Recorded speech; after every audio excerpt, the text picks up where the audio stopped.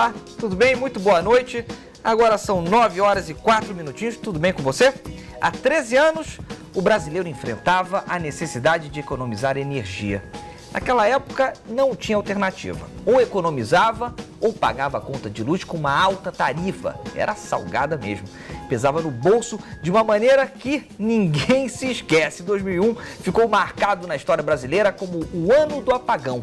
O tempo passou, usinas hidrelétricas foram criadas, algumas ainda estão em construção, é o caso de Belo Monte, por exemplo. Alternativas energéticas, elas vieram, elas foram propostas, mas acontece que estamos encarando nesse momento uma possibilidade de termos, de novo, a necessidade de contermos nossos gastos energéticos. Por falar em gasto, em fevereiro tivemos um recorde. Segundo o Operador Nacional do Sistema Elétrico, gastamos além da conta. Os especialistas dizem que esse gasto enorme é causado por diversos fatores, entre eles o maior poder de consumo do brasileiro. Um fator que também tem preocupado é a falta de chuvas. As nossas hidrelétricas estão com níveis muito baixos, o que tem feito o Brasil ter que gastar até carvão muito caro para pôr em funcionamento as termoelétricas. Isso quer dizer, nós já estamos utilizando o nosso plano B. Será que nós estamos preparados para os grandes eventos que virão? Muitas pessoas fizeram essa pergunta no nosso Facebook. A Copa do Mundo está logo aí e é sempre bom e importante lembrar. Será que nós estamos em uma crise energética? Também é outra pergunta que toda hora aparece. Então, nós trouxemos para o estúdio quem diga que sim e, claro, quem diga que está tudo controlado. Sabe quem veio? Vou dizer para você. Vieram o professor da COP, da Universidade Federal do Rio de Janeiro, o Marcos Freitas, o Roberto Pereira de Araújo, diretor da ONG Ilumina, e também trouxemos o Maurício Tolmasquim, que é presidente da empresa de pesquisa energética. Pela internet, a gente vai conversar daqui a pouquinho com o Luiz Horta, que ele é professor da Universidade Federal de Itajubá, em Minas Gerais. Você, claro, é nosso convidado, é nossa convidada. Participe, envie sua pergunta, seu comentário. Tem duas maneiras de entrar em contato com a gente. No @Canal Futura, é o nosso Twitter, e a nossa página no Facebook é o Canal Futura Oficial. Então é isso. Vamos começar a Sala Debate. Seja muito bem-vindo, seja muito bem-vinda. Boa noite, Roberto. Tudo bem? Boa noite, tudo bom? Tudo bem, professor? Boa noite. Boa noite. Maurício, tudo bem? Tudo bom. Sejam muito bem-vindos. Eu quero começar esse programa dando um panorama de como é que está o nosso sistema energético no Brasil. Vamos rodar o VT. Quando você está falando no celular, vendo televisão, tomando banho, andando de ônibus, navegando no computador, a energia está presente, trabalhando para que isso seja possível. E o Brasil é um grande produtor e também um dos principais consumidores de energia no mundo. A EPE, a empresa de pesquisa energética, divulgou que no ano passado consumimos 463,7 mil gigawatts-hora, uma alta de 3,5% em relação ao verificado em 2012. Para corroborar com esse número, o Banco Mundial diz que estamos na 7ª posição no ranking de maiores consumidores do planeta. Como é que nós gastamos tanto, hein? Especialistas dizem que existem 3 imensos polos de consumo de energia: indústria, transporte e residências. Para que haja o gasto, é indicado que haja produção. A nossa matriz energética tem diferentes investimentos. Podemos ressaltar gás natural, o etanol, a energia eólica, o petróleo e principalmente as hidrelétricas. Elas ocupam, e não é por acaso, a primeira posição nos investimentos governamentais quando o assunto é energia. Os rios e as chuvas são abundantes no nosso país. Esses são 2 dos principais motores para o bom funcionamento de uma usina. Acontece que chuva não está caindo de maneira alguma, né? E lembrando que tem 3 grandes usinas sendo construídas, que é Santo Antônio e Geral, ambos em Rondônia, e também temos Belo Monte, no Pará. Muito bem, vou começar com aquela pergunta que terminei o texto inicial. Roberto, temos uma crise energética? Infelizmente temos, outra vez. A crise energética, ela às vezes pode estar um pouco escondida, porque as pessoas talvez não entendam muito bem como é que é o setor elétrico brasileiro. Nós temos um grande diferencial. Apenas o Brasil e o Canadá têm sistemas elétricos que contam com reservatórios, ou seja, nós temos guardados nos reservatórios uma água que entrou lá alguns meses atrás. E é preciso lembrar o seguinte, reservatório, ele não se esvazia apenas porque não entra água, ele se esvazia também porque você usa demais os reservatórios. E no caso brasileiro, como nós expandimos muito o sistema com usinas caras, usinas térmicas, é preciso lembrar que, na maioria do tempo, quem gera no lugar das térmicas são as hidrelétricas. E por isso, por incrível que pareça, quanto mais você coloca usinas térmicas, ao invés de elas ajudarem as hidrelétricas, na realidade elas exigem mais água para que a conta de luz não fique muito cara. Então, na maioria do tempo, as termoelétricas acrescentam uma espécie de certificado de garantia, mas na realidade quem gera no lugar delas são as hidrelétricas. Quero passar a bola agora para o professor. Concorda? Concordo. Eu acho que a gente, de fato, está num ano delicado, mas eu acho que foi um acúmulo de uma série de instabilidades que foram acontecendo, dentre elas de revisão de custos ou de tarifas, etc., que deram algumas sinalizações negativas no setor de energia nos últimos 3 anos, talvez. Que instabilidades foram essas? Essa revisão de concessões, eu acho que foi feita de uma maneira relativamente dura, o que deu algumas sinalizações de contenção de custos que não foram bem perceptíveis. Então, hoje o Grupo Eletrobras está relativamente instável, que são várias geradoras, e outras do circuito não se encontram bem para alavancar investimentos, e há uma certa incerteza no setor quanto ao futuro. Fora isso, a questão ambiental vem apertando e vem tornando cada vez mais difícil viabilizar os investimentos em hidrelétrica. Isso a gente tem que repensar, de fato, de que a gente precisa das hidrelétricas e precisa ter um tratamento diferenciado na questão ambiental, não tratá-las como inimigo número 1, que na verdade não são. E isso tem atrasado os investimentos nessa geração de energia renovável. Trouxe as térmicas, que de fato podem equilibrar, pelo menos no emergencial, mas traz também um desequilíbrio de pressão de preço, por ser uma geração mais elevada. Quero ouvir agora a opinião do Maurício. Concorda? Vivemos uma crise? Não, crise não. Nós temos uma situação difícil, um evento climático extremo, né? Nós estamos passando pela pior hidrologia no Sudeste e no Nordeste, a terceira pior, desde 1931, quando se começou a medir as hidrologias no Brasil. Então, é a terceira pior no Sudeste, a segunda ou primeira pior no Nordeste. Agora, concomitantemente, no Nordeste e no Sudeste, uma situação tão difícil nunca tivemos. Então, a hidrologia é realmente o que a gente pode chamar um evento extremo. Tá? Agora, nós temos uma situação estrutural muito melhor que nós tínhamos, o país tinha em 2001, quando houve o racionamento, né? O que aconteceu em 2001 foi um grande racionamento, não foi economia de energia, foi racionamento mesmo. Tinha limites para cada consumidor consumir e tinha que reduzir obrigatoriamente 20% do consumo. Houve um grande racionamento do país que abortou o crescimento. Hoje nós não estamos nessa situação. Nós temos, em 2001, o consumo tinha crescido, a taxa de crescimento do consumo tinha sido 7% superior à taxa de crescimento da capacidade instalada de usinas, e entre 2001 e 2013, a taxa de crescimento da capacidade instalada de geração de energia cresceu 43% acima do consumo. Assim, ou seja, construiu-se muitas usinas. E, além disso, se diversificou o parque, porque, quer dizer, você não só criou usinas, mas construiu também termoelétricas. E nesse caso, isso é bom, porque justamente é graças às termoelétricas que aumentou a participação, que hoje a gente pode passar por esse momento de hidrologia extremamente ruim e estão passando por ele, né? É claro que a gente ainda não tem que esperar, nós estamos no final do período úmido. Agora, há um questionamento geral em questão das termoelétricas. A gente também tem uma questão de poluição, de tudo que é agregado. As termoelétricas, sem dúvida alguma.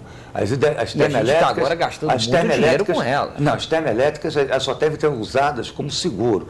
Quando precisar, e está precisando, está usando. Mas isso, Tiago, o Brasil pode dar um exemplo para o mundo. 80% a 90% da geração de energia elétrica do Brasil é renovável. No mundo, apenas 20% da geração de energia elétrica é renovável. 40% da geração de energia elétrica do mundo é feita com carvão. No mundo, a geração de energia elétrica a partir do carvão é 1,6%. Então, nisso, o Brasil é um exemplo para o mundo. Nós somos o país que tem a matriz elétrica mais renovável dos países em desenvolvimento e desenvolvidos. E justamente as metas que os países desenvolvidos têm é de chegar, vamos dizer, à metade, daqui a algumas décadas, a metade que o Brasil Agora, tem hoje. Maurício, quero trazer o Roberto para o papo, porque é o seguinte, nós realmente temos, podemos ser um exemplo, mas esse exemplo pode dar uma crise. E aí? Deixa eu explicar uma coisa aqui. Tem um truque aqui. Essa que é a singularidade brasileira. Vou te dar um exemplo agora, que inclusive saiu no jornal hoje. Nós temos uma térmica lá no sul, é a térmica de Uruguaiana. É uma térmica que deveria funcionar a gás, com gás importado da Argentina, e ela, com diversas dificuldades de relacionamento com o governo argentino, você não consegue fazer ela funcionar. Mas essa térmica, ela tem uma coisa chamada garantia física, que é um certificado que é calculado, é uma jabuticaba brasileira. Nós inventamos uma metodologia altamente complexa que dá um certificado para cada usina. Então, essa usina que não funciona na maioria do tempo, ela tem um certificado de 565 megawatts médios. Aí a pergunta assim, quem é que gera esses 565 megawatts médios? São as hidráulicas. Outro dado, se você pegar a proporção de hidráulicas no parque brasileiro, em 2000, nós tínhamos 83% de hidráulicas no parque brasileiro, 80% das usinas eram hidráulicas. Em 2012, que é um número que eu guardei na minha cabeça, era 68%. Aí você pergunta assim, de onde veio a energia?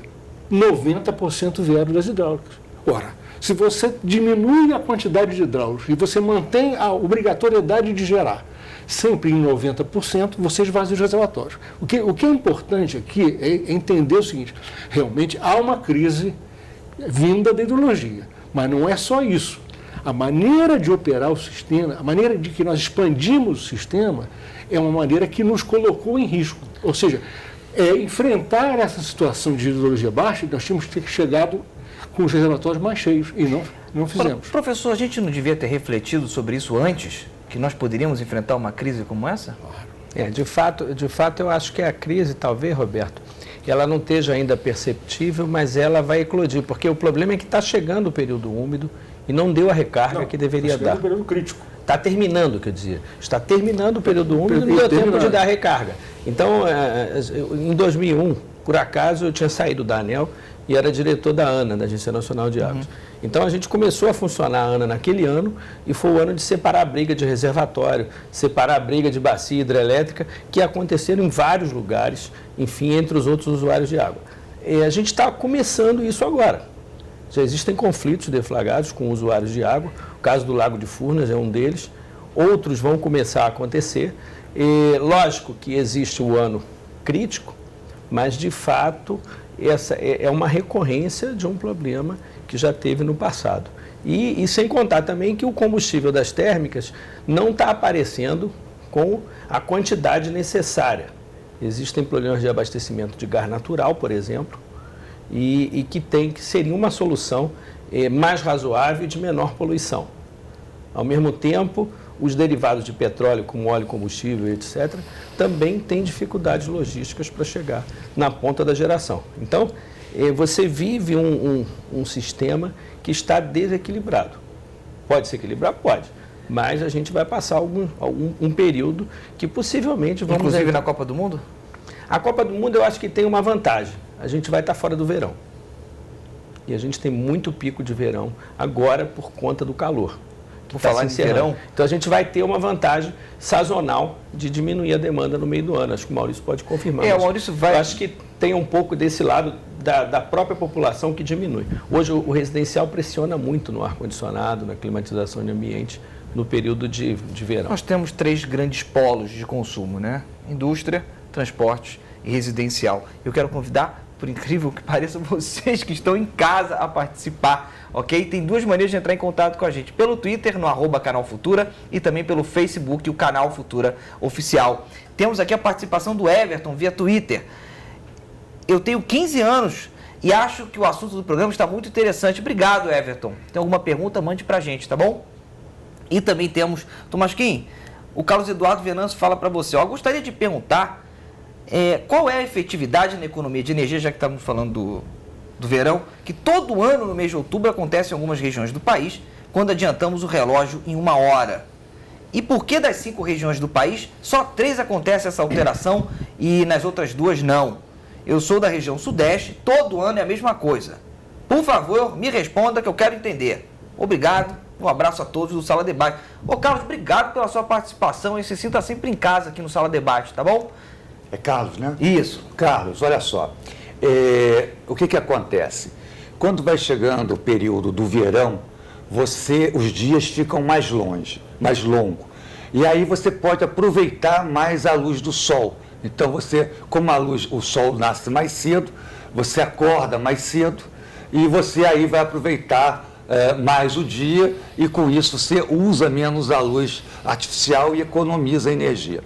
Essa ideia de economia da energia através da mudança do horário nasceu na realidade com Benjamin Franklin, para economizar vela. E na época não adotaram porque acharam que não era interessante, veio adotar só na Primeira Guerra, que aí adotaram essa metodologia. Mas por que não é o mesmo em todas as regiões? Porque quanto mais longe do Equador, mais o efeito dessa mudança do verão faz efeito. Quanto mais próximo do Equador, tem menos efeito. Então, o Brasil, como é um país muito, muito grande, se nós fôssemos adotar em todo ele, em algumas regiões as pessoas teriam que acordar e ainda seria meia-noite. Então, seria muito penoso para algumas pessoas. Então, o que acontece é isso. Nas regiões em que a vantagem, né, que ainda é claro acordar mais cedo, se adota esse procedimento. Nas regiões em que seria penoso, porque a pessoa teria que acordar e ainda estaria à noite, então usa-se o outro fuso. E a reação é muito diversificada, né? Você tem estados que as pessoas não gostam e tem estados como o Rio de Janeiro que o pessoal, em maioria, gosta muito. Então é muito diversificado, mas em termos de economia, a maior parte dos países do mundo, grande parte dos países do mundo, usam esse procedimento para economizar energia. Ô Carlos, eu vou pegar uma carona na sua pergunta. Vou falar para o Roberto, o governo tem conseguido convencer, tem conseguido alcançar as metas com o plano de verão? Eu tenho uma explicação diferente sobre esse negócio da horário de verão. Nós que moramos aqui no Rio e quem mora em São Paulo conhece bem os engarrafamentos. A gente, quando está engarrafado, a gente podia pensar assim, puxa, uma parte desse pessoal aqui podia estar indo nessa direção num outro horário. Então, o horário de verão é simplesmente um deslocamento de um consumo que você vai fazer de qualquer maneira, mas que você faz numa outra hora. A economia de energia não é tão grande. Na realidade, você desafoga o sistema de transmissão. E todo mundo vai para casa, todo mundo volta para casa. Então, no engarrafamento, na realidade, a economia de energia, até no carro, teu carro passa a funcionar melhor, porque ele começa a correr mais. Agora, eu acho que, em termos de eficiência, o governo não está olhando para muitas coisas. Se você andar pela cidade do Rio de Janeiro ou pela cidade de São Paulo, você olhar os postes, você vai ver uma verdadeira bagunça na distribuição. Se você olhar, inclusive que há uma regra nova agora de que as distribuidoras podem alugar os postes para... não é uma exclusividade do Rio de Janeiro, né? Em muitos lugares... Eu, lá em São Paulo, eu vi, por exemplo, um técnico com dificuldade de botar uma escada para atingir o que ele queria, porque os fios da telecomunicações eram tão complicados, tão enrolados, uns rolos assim, pendurados, que atrapalham. Na realidade, isso daí, toda essa bagunça, ali, além da falta de organização, que a gente não vê isso em países desenvolvidos, isso ali tem perdas também. Isoladores que estão... passando corrente, perdas por indução nas outras linhas que estão perto. Então, na realidade, há uma verdadeira quantidade enorme de usina, uma verdadeira usina hidrelétrica enorme, perdida na distribuição. E qual a sua sugestão? Tem que ir muito em cima das distribuidoras, porque as distribuidoras, elas é que têm que reduzir isso. E, na realidade, não há esse incentivo, porque pensa só o seguinte, tanto o roubo da energia quanto a perda da energia, você que paga a conta, você paga. Ou seja, quando a distribuidora vai conversar com a ANEEL sobre a tarifa, ela vai lá e apresenta, olha, eu tive que comprar essa energia aqui. Dentro dessa quantidade de energia que ela vai comprar, tem a roubada e tem a perdida.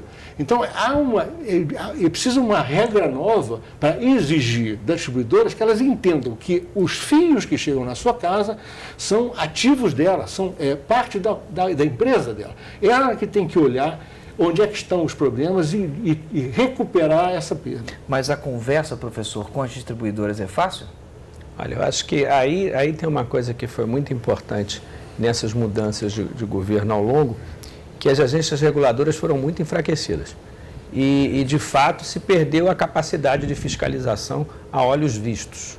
E uma das pontas mais frágeis do sistema elétrico, sem dúvida isso eu concordo com o Roberto, são as distribuidoras. As distribuidoras tiveram lucros impressionantes nos últimos anos, frutos inclusive do racionamento, que autorizou aumentos de tarifas superiores às necessidades de gasto e não repassaram isso para o consumidor. Então, é normal a gente chegar no verão aqui no Rio de Janeiro e ouvir comentário da Light e da Ampla que está faltando luz porque está calor e que o consumidor está consumindo.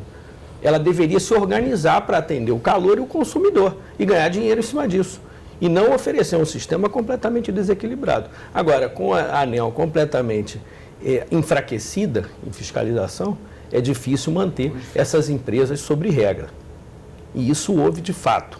Houve um estímulo à formação de novas empresas, incluindo a própria EPE, que fortaleceu o governo no planejamento, mas a capacidade de poder de polícia sobre essas empresas foi enfraquecida e isso tem causado um desequilíbrio no sistema.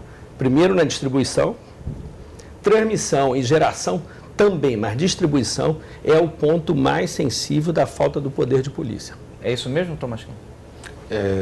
Não sei, a opinião, acho que é uma opinião. Eu quero ouvir sua opinião. Eu acho que é a opinião do Marcos, acho que ele trabalhou na ANEEL na época do racionamento, então, que foi o período que foi um pouco antes. Então, eu acho que nesse período eu não estava no governo, foi em 2001, então ele tem mais condição de falar que é o período do governo passado, que foi quando aconteceu esses reajustes elevados após o racionamento, foi em 2001. Então, tem um tempo atrás, ele, naquela época, estava nas agências reguladoras, então ele tem mais condição de explicar. Só um segundo, Roberto, mas hoje em dia continua esse mesmo cenário? Não, eu acho que não. Eu acho que a gente hoje tem justamente, ao contrário do passado, tem agências muito mais fortes do que você tinha no passado. Hoje, justamente, você tem uma situação que houve um aumento de salário muito expressivo das agências reguladoras em relação ao que tinha antes, houve uma série de concursos, né, que tinha pessoas provisórias, e hoje você teve uma verdadeira profissionalização. É claro que sempre você tem que aumentar a fiscalização, é sempre necessário, mas acho que houve uma evolução bem grande em relação ao que existia antes. Roberto.